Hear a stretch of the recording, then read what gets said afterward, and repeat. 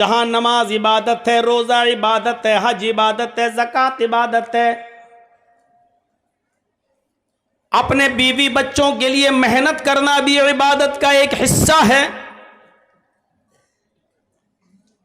अगर कोई शख्स कुरान का हुक्म मानकर अपने अब्बू की, अपने बाप की खिदमत कर रहा है तो यह भी इबादत का एक हिस्सा है।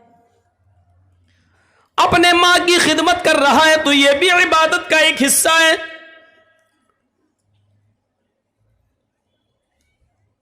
बच्चे की पैदाइश के बाद उस बच्चे को गिरवी से बचाने के लिए कि उस बच्चे की दुआएं बड़ा होकर बाप के हक में कबूल हो, अगर वो ये चाहता है तो उस बच्चे का 7वें दिन अकीका करना भी इबादत है। माफ कीजिएगा, अकीका सिर्फ 7वें ही दिन है, करने को तो 14वें दिन और 21वें दिन भी आदमी कर लेता है, वरना फजीलत सिर्फ 7वें दिन की है। 14वीं और 21वें दिन की जो रिवायतें आती हैं वो सब ज़ईफ और कमज़ोर हैं। अब उस कर्ज से बचने के लिए कि हमारे माँ बाप ने हमारा अकीका नहीं किया तो हम कर सकते कि नहीं कर सकते? हाँ बिल्कुल आप कर सकते हैं, आप कर लें, आपके लिए सही है, जायज़ है, कर लेना चाहिए। लेकिन इस्तिताअत, हैसियत और ताकत होने के बावजूद भी अगर आप 7वें दिन अकीका नहीं करते हैं तो आप गुनाहगार भी हैं। जिस तरह साहिब इस्तिताअत होने के बाद आप हज नहीं करते हैं, आप गुनाहगार नहीं। 2 बेटी और रह गई, उनकी शादी कर लें तब जाएंगे हज करने। 1 बेटा और रह गया, इसकी शादी कर लें तब जाएंगे हम हज करने। और इस्तिताअत होने के बावजूद शादियों के चक्कर में रुके हुए हैं और हज नहीं कर रहे हैं तो आप गुनाहगार हैं। और अगर इसी हाल में मौत आ गई तो माता अलल मजूसिय्या, तो आदमी हालत इस्लाम में नहीं, मजूसियत, आग का आतश परस्त होकर, आग का पुजारी होकर मरेगा। बने बैठे हैं ना, आपके यहां क्या बोलते हैं? ये सब गांव का सरदार है, गांव का सरपंच है। हाँ सरदार जी हज कराए हैं ना? अभी नहीं, पैसा बहुत है माशाल्लाह, हज करते नहीं, अभी नहीं। क्यों? 2 बेटी और रह गई, उनकी शादी कर दें।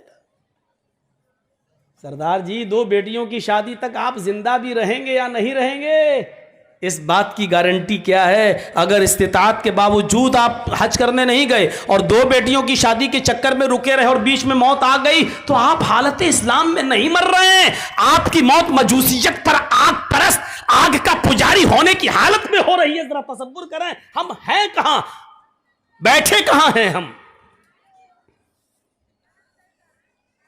सुनना पड़ेंगी ये सब कड़वी बातें। जब इतनी दूर से बुलाते हो आप तो सुनने के लिए कलेजा भी रखना पड़ेगा। नहीं बचेंगे। सरदार जी होंगे, आप अपने यहां के होंगे। आजकल तो सोशल मीडिया छोड़ो, लोग प्रधानमंत्री तक को उल्टा सीधा बोल रहे हैं। योगी मोदी देख नहीं रहे, सुन नहीं रहे हो क्या क्या बोल रहे हैं उसको? कोई ढोंगी कह रहा है, कोई कुछ कह रहा है, कोई कुछ कह रहा है।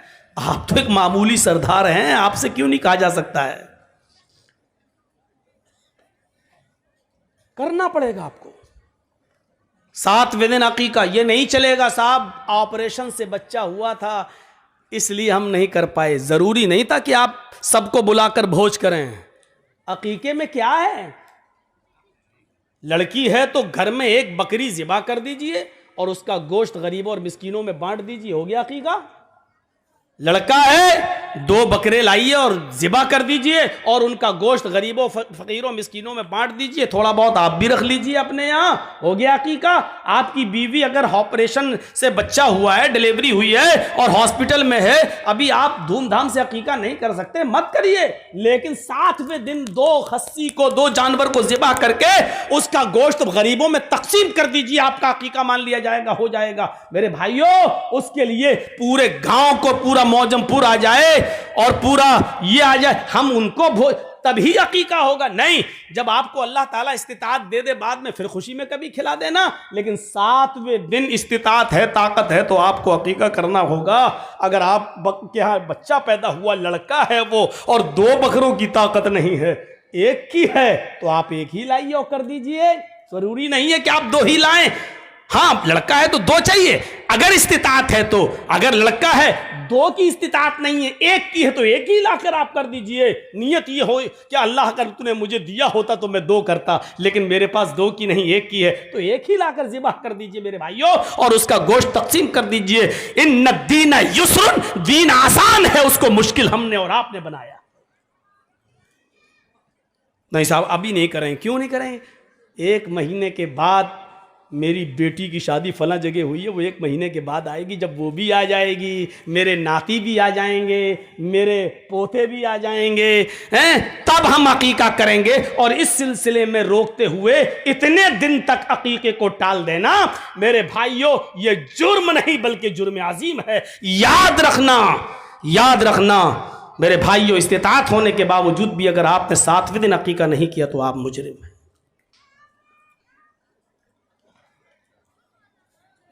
बात तो ज़िम्नी आ गई, वरना ये कोई टॉपिक नहीं था।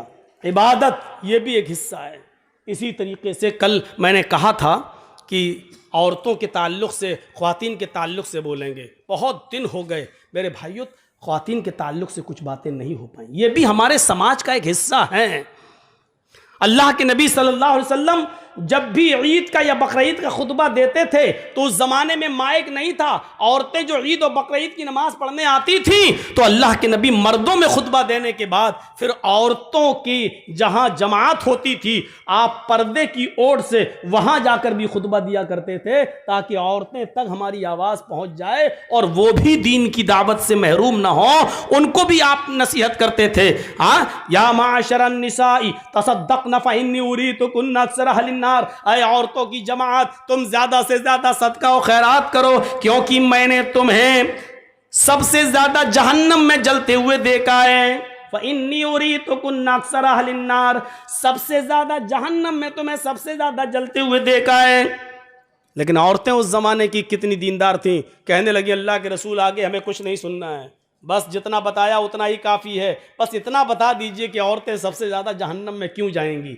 यहाँ तो जर्जी साहब अगर 1.5 घंटा बोल दे तब भी आधा घंटा और 2 घंटा बोल दे तो बहुत जल्दी ख़त्म हो गया। मौलाना साहब अभी तो पता ही नहीं चला टाइम। अरे तुम्हें पता नहीं चला, जो बोल रहा उससे तो पूछो। हमें सुनने का शौक़ है, उधर सुनने का शौक़ नहीं था। बस आपने कहा औरतों को सबसे ज़्यादा जहन्नम में जलते हुए देखा है, रीज़न बता दीजिए सबसे ज़्यादा औरतें जहन्नम में क्यों जलती हुई दिखाई दी, वो किस वजह से जहन्नम में गई, हमें इतना बता दीजिए ताकि उस काम को हम छोड़ दें। आगे की नसीहत बाद में। अगर अमल सुन तो लें बहुत ज़्यादा और अमल एक पे भी ना करें तो बेकार है। कम सुनना है लेकिन अमल करना है। हमें बताइए क्यों गई। अल्लाह के नबी ने फरमाया तुम सबसे ज़्यादा जहन्नम में इसलिए गई हो, तुम सबसे ज़्यादा जहन्नम में इसलिए डाली गई हो, तुकसिरनल लाना तकफुरनल अशीर, पहली वजह यह है कि तुम लानो तान ज़्यादा करती हो, तुम चुगली ज़्यादा करती हो। 2, 3, 4 लड़के अकेले अकेले अगर जा रहे हो साथ में मिलकर सड़क पर, तो हो सकता है कि वो खामोशी के साथ चल दें। लेकिन अगर 2-3 लड़कियां साथ में स्कूल जा रही हों तो आप देखेंगे कि पीछे आप बाइक का हॉर्न ही बजाते रहें, वो सुनाई ही नहीं देगी। क्यों? वो बातों में, अपनी सहेलियों की बातों में लगी हुई हैं, उनको नहीं सुनाई देगा, क्योंकि उनकी बातें आपके हॉर्न के बाइक के हॉर्न से ज्यादा वो उसमें मस्त है, बातों में लगी हुई है, नहीं सुनाई दे रहा। और तो एक तो लानो तान ज्यादा करती हो, और दूसरी वजह तुम्हारे जहन्नम में जाने की है कि तकफुरनल अशीर, शोहरों की नाफरमानी तुम ज्यादा करो। तो आप औरतों को भी बोला करते थे। और इस वक्त बड़ा मुद्दा जो उठा, और आज देख लीजिए जो सोशल मीडिया पे चल रहा है, किसी आदमी का जो मर्डर कर दिया गया है और मार दिया गया है। ये होना है, इलेक्शन का दौर है ना। किसी तरीके से, अरे आपके यहाँ की बात नहीं कर रहे हैं, हम कर्नाटक की बात कर रहे हैं, आप यहाँ अनीस को घुसेड़ दिए। आज देख लीजिए बजरंग दल का कोई आदमी था, है? कितना चर्चा उसका हो रहा और उसके तार मुसलमानों से जोड़ने की कोशिश की जा रही है, और कोई बड़ी बात नहीं। जैसे 2024 के इलेक्शन के मौके पर पुलवामा हमला हो गया। तो यह ध्रुवीकरण का सब कुछ होगा, अंदंद हेरा फेरी सब कुछ किया जाएगा और होगा।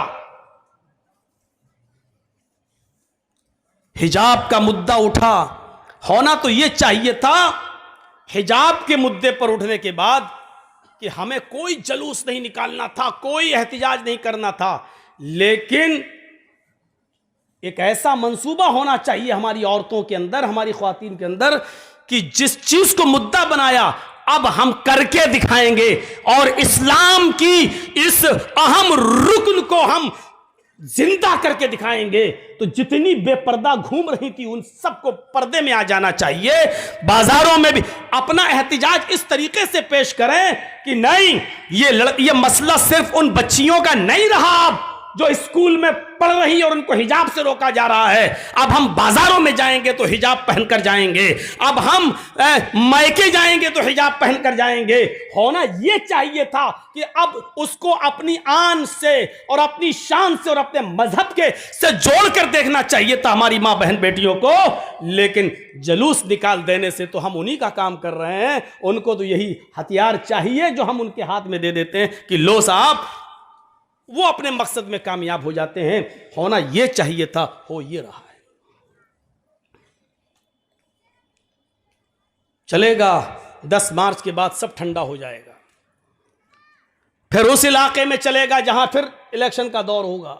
ये चीजें चलती रहेंगी, लेकिन इसमें कोई शक नहीं है कि औरत पर पर्दा फर्ज है।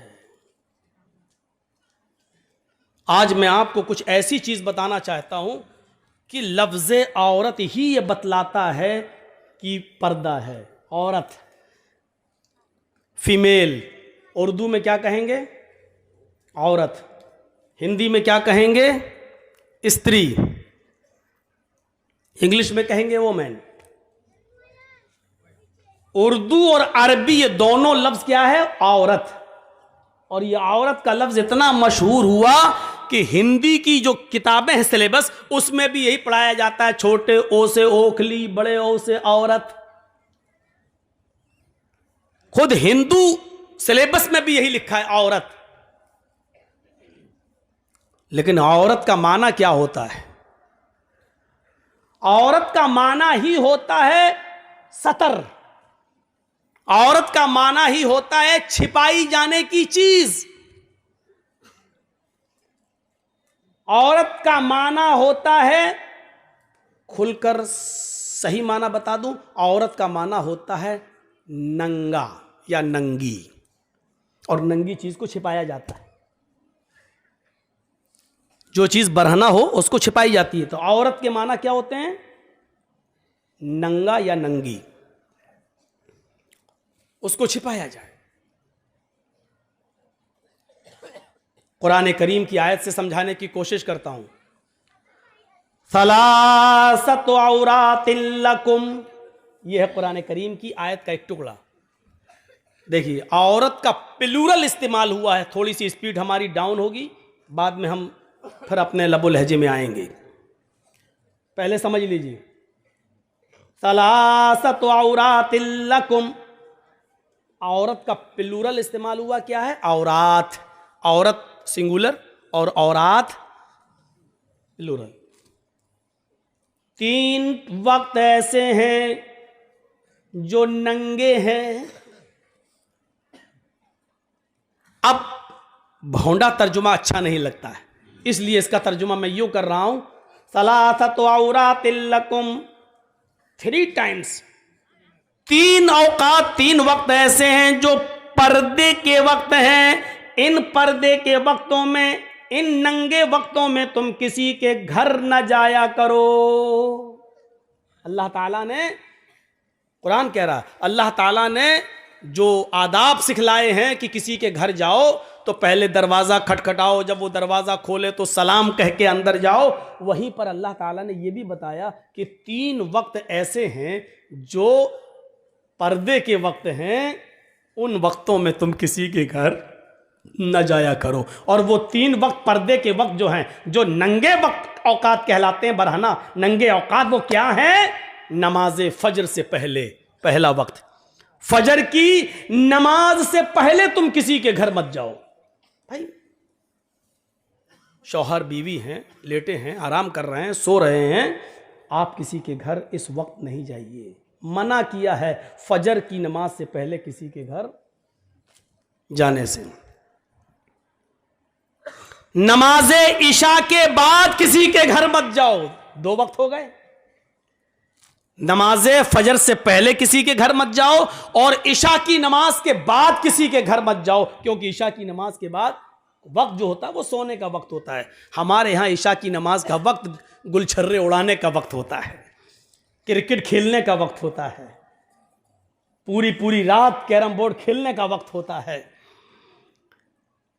और ख़ास आपके यहाँ ना हो, लेकिन बड़े बड़े शहरों में चले जाओ, जैसे हम लखनऊ के हैं, बम्बई वगैरह में चले जाओ, दिल्ली, तो वहाँ तो बड़ा अजीब मामला है। और रात दिन शुरू ही होता है ईशा के बाद से।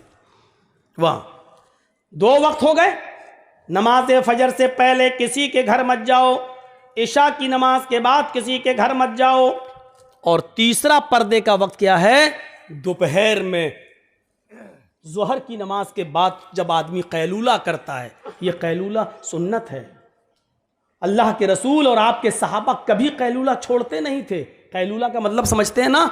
दोपहर का खाना खाने के बाद थोड़ी देर के लिए दाहिनी करवट से सोना, लेट जाना, आराम करना, ये सेहत के लिए भी ज़रूरी है, तंदुरुस्ती के लिए भी ज़रूरी है। हमारी भाग दौड़ वाली ज़िंदगी ने आज हमको इससे महरूम कर दिया है, वरना ये सुन्नत है कैलूला। तो दोपहर में कैलूले के वक्त तुम किसी के घर मत जाओ।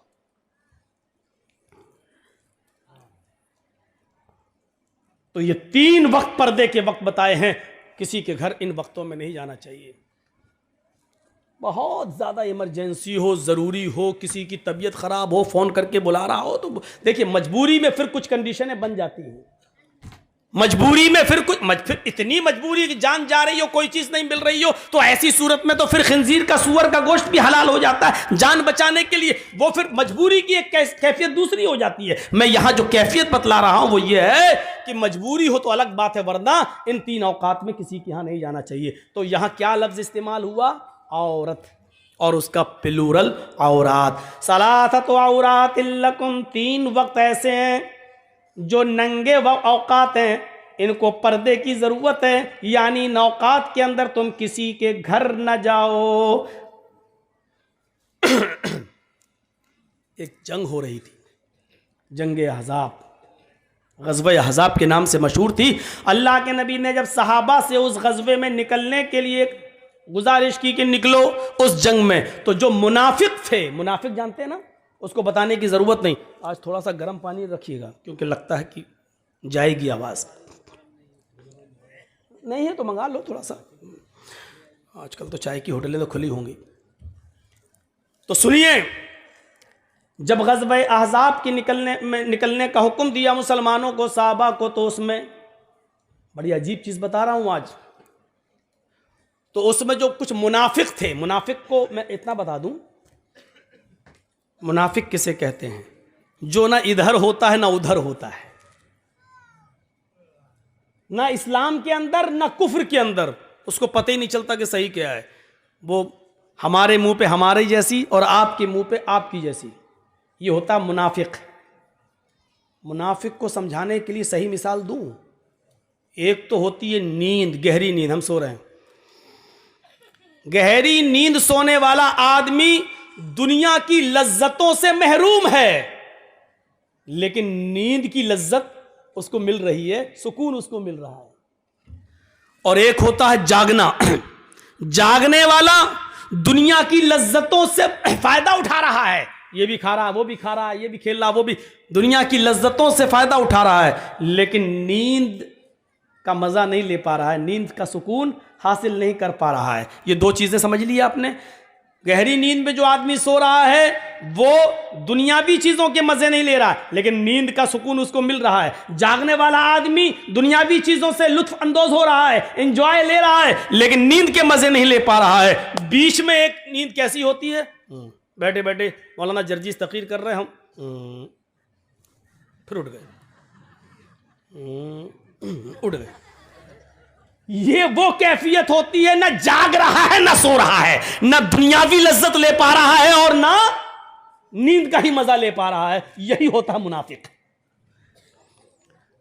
न वो कुफ्र के ही मजे ले पा रहा है, न वो आखिरत के मजे ले पा रहा है इस्लाम के। ये है मुनाफिक। जर्जी साहब हमारे मुंह पे हमारी तारीफ, आप हमारे विरोधी हैं, आपके पास गया, अरे वो कमीना आदमी, हट, आपके मुंह पे आपकी। तो ये मुनाफिक थे जो इस शर्त पे अल्लाह के नबी के साथ रह रहे थे कि जब कोई हम पर हमला करेगा आप पर, तो हम आपका साथ देंगे। जिन्होंने कलमा पढ़ लिया था लेकिन धोखा देने के लिए, और अल्लाह के रसूल और सहाबा उनको मुसलमान समझ रहे थे कि ये तो कलमा गो हैं, हमारे भाई हैं। सारे लोग जब जाने लगे ग़ज़वे अहज़ाब में, तो ये मुनाफिक लोगों ने क्या कहा, आए अल्लाह के नबी, अय अल्लाह के रसूल, हम ग़ज़वे में शिरकत नहीं कर सकते, हम जंग में नहीं जा सकते हैं। कुरान पढ़िए, कुरान क्या कहता है, अय अल्लाह के नबी मैं ग़ज़वे में नहीं जा सकता। क्यों नहीं जा सकता? अपनी वजह बताते हैं ये मुनाफिक। इन्ना बुयूतना औरतुन, औरत का लफ्ज़ इस्तेमाल हो रहा है, गौर कीजिए। इन मुनाफिकों ने क्या कहा, इन्ना बुयूतना औरतुन, हमारे घर नंगे हैं। आए अल्लाह के नबी हम अपना घर छोड़कर नहीं जा सकते हैं। इन्ना बुयूतना औरतुन, हमारे घर नंगे हैं, यानी हमारे घरों में दरवाजे नहीं हैं। अगर हम जंग में चले जाएंगे तो हमारी बीवी और बेटियों की इज्जत महफूज नहीं रहेगी। हमारे घरों में दरवाजे नहीं लगे हैं, या ये कहिए कि दरवाजे तो लगे हैं लेकिन दीवारें बहुत छोटी छोटी हैं। कोई भी दीवार से चढ़कर हमारे घर में छलांग लगा सकता है, हमारे घर में आ सकता है। बहाना क्या बनाया कि हमारे घरों में हिफाजत नहीं है, हमारे घर नंगे हैं, उसमें दरवाजे नहीं हैं, इसलिए हम नहीं जा सकते हैं, हमारी मजबूरी है। तो उन्होंने अपने घरों को गैर महफूज कहने के लिए कौन सा जुमला इस्तेमाल किया? औरत का वर्ड इस्तेमाल किया, जो कुरान में आया है, इन्ना बुयूतना औरतुन, हमारे घर नंगे हैं। औरत का मतलब क्या हुआ? नंगा या नंगी, और नंगी चीज को छिपाया जाता है। आपका घर बहुत आलीशान बना हो लेकिन दरवाजा ना हो तो उस घर की कोई हैसियत नहीं, क्योंकि कोई भी चोर चोरी कर सकता है। इसका मतलब यह है कि आपका घर नंगा है, जब तक उसको छिपाओगे नहीं, औरत उस घर के अंदर औरत नहीं रखोगे, यानी दरवाजा नहीं रखोगे, आपका घर गैर महफूज है। घर को ढकना जरूरी है, दरवाजा जरूरी है। इसी तरीके से औरत नंगी है, उसकी हिफाजत जरूरी है, यानी उसके लिए पर्दा जरूरी है, उसके लिए सतर जरूरी है। कहिए मौज़म पुरो कलिया चक और इधर उधर से आए हुए लोगों, अब क्या कहोगे हिजाब के बारे में और नकाब के बारे में? वो तो अल्लाह भला करे इन मदरसों का कि जब से ये मदरसे खुले हैं तब से हमें कुछ बुरके और कुछ नकाब दिखाई दे जाते हैं, वरना नकाब है ही कहाँ। आज भी हमारे यहाँ और यानियत और जहालत का आलम यह है कि आज भी हमारे घरों की औरतें घरों में नहीं, हमारे मोहल्लों में बने हुए तालाब में नहाती हैं, और उन तालाबों में नहाती हैं जहां से मर्दों का गुजर भी होता है। आज भी हमारी जहालत और हमारी और यानियत और हमारे नंगेपन का हाल यह है कि हम समझ ही नहीं पा रही हैं कि हमें घर के अंदर जिस औरत के सर का एक बाल तक दिखना जायज न हो, वो ऐसे तालाब में नहाए जो सड़क पर बना हो, सड़क के किनारे, और जहां मर्द भी गुजर रहे हो और औरतें भी गुजर रही हो। मेरे प्यारे साथियों, इसको हम जहालत और यानियत के अलावा और कोई दूसरा नाम नहीं दिया जा सकता, इसको सुनना पड़ेगा। परंपरा कह लो, रवाज कह लो, लेकिन परंपरा और रवाज जब गलत हो तो उसको बदलना चाहिए, उसको चेंज करना चाहिए। यह भी इबादत का एक हिस्सा है। आज बदअमनी क्यों है? औरत जितना पर्दे में रहेगी अमन रहेगा, औरत जितना बेपर्दा रहेगी अमन भंग होगा, शांति भंग होगी। और आज देख लीजिए शांति भंग होने की वजह क्या है? औरत का नंगापन, औरत के कपड़े, औरत का बेहुदा लिबास, औरत की ओरियानियत, और आज की जवान लड़कियों का पहनावा और उनकी ड्रेस। मैं जानता हूं कि हमारी इस तकरीर को भी तोड़ मरोड़ कर पेश किया जाता है। साहब, औरत की आज़ादी छीनी जा रही है। वो मिसाल मैंने कभी दी थी ना, शायद आपको याद होगा। भेड़िए ने बकरियों को मशवरा दिया था कि तुम अपने मालिक के खूंटे में बंधी रहती हो? जरा जंगल में टहल कर देखो, खुली हवा है, फिजा है, हर तरीके का चारा, सब्जी और हरियाली तुम्हें मिलेगी। बकरियों ने समझा कि हाँ, ये भेड़िया तो हमारा हमदर्द है, बड़ी अच्छी बात बतला रहा है। उन बकरियों ने अपने मालिक के खिलाफ मिमियाना शुरू कर दिया, मैं। मालिक ने उस बकरियों के पास आकर जायजा लिया तो पता चला कि ये बकरियां खूंटे से निकलना चाहती हैं। हमें आजादी चाहिए, हमें आजादी चाहिए, हमें खूंटे में नहीं बंधना है, हम इस घर के अंदर नहीं रह सकते, हमें बाहर जाना है, जंगल के अंदर हमें आजादी है, हर तरीके का खाना है, हर तरीके का चारा है, तुम तो एक ही किस्म का लाकड़ा में खिलाते रहते हो, हमें घूमना है, फिरना है। एक बूढ़ी बकरी भी उसी बकरियों के